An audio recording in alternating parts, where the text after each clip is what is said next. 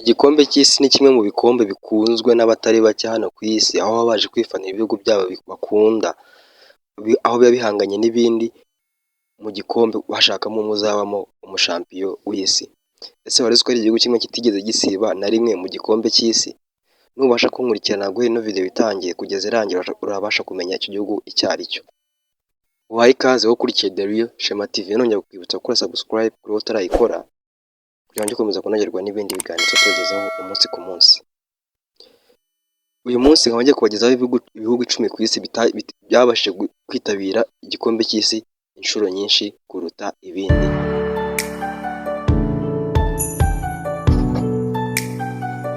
Ku mwanya wa 10 turasanga Ububiligi, aho bwitabiriye inshuro 14 ariko nta n'imwe bwigeze butwaramo igikombe. Ku mwanya wa 9 turasanga Uruguay, aho yabasha kwitabira inshuro 14 ikaba yabasha gutwaramo igikombe cy'isi inshuro zigera kuri 2.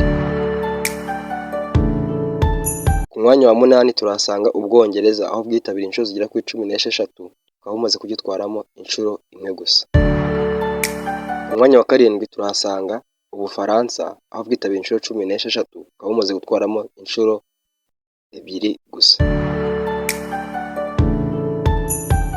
Ku mwanya wa 6 tuhasanga Espagne, aho imaze kwitabira inshuro 16 ikaba imaze kugitwaramo inshuro 1 gusa.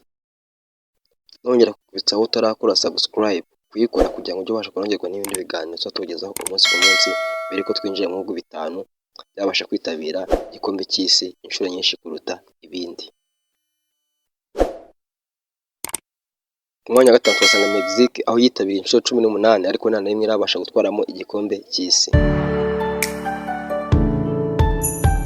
Ku mwanya wa 4 turahasanga Ubutaliyani, aho bumaze kwitabira inshuro 18 bukaba bumaze gutwaramo igikombe inshuro zigera kuri 4. Ku mwanya wa 3 turasanga Argentine, aho imaze kwitabira inshuro 18 ikaba yabasha gutwaramo igikombe cy'isi inshuro zigera kuri 3 gusa.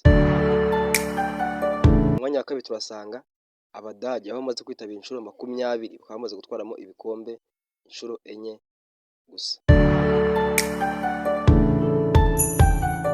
Ku mwanya wa mbere tuhasanga Brazil, ari nacyo gihugu cyonyine kimaze kwitabira igikombe cy'isi ndetse kitari cyanasiba mu gikombe cy'isi na rimwe kuva cyatangira gukinwa.